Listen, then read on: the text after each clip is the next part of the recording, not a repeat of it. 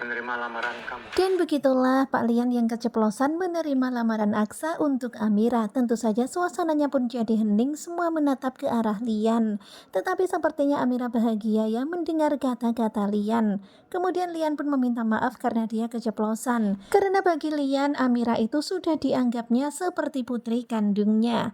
Ya di sini Pak Kusno itu rada-rada gimana gitu ya. Tetapi Pak Kusno mencoba untuk biasa aja. Pak Kusno malah bilang, "Oh nggak apa-apa, saya malah tersanjung Bapak menyayangi putri saya."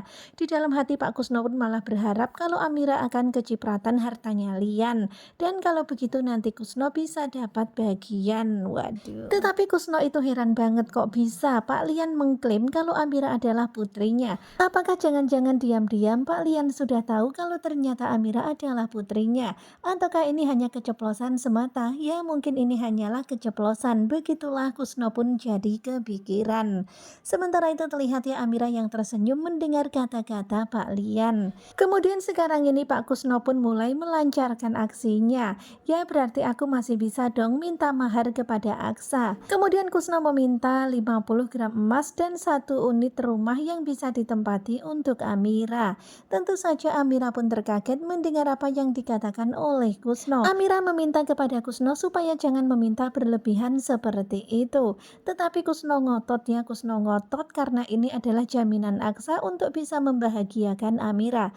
Kemudian terlihat ya Pak Lian itu mengatakan kalau Pak Kusno ini pengeretan. Kemudian Bu Yuni pun juga mengatakan kalau Pak Kusno ini benar-benar terlalu.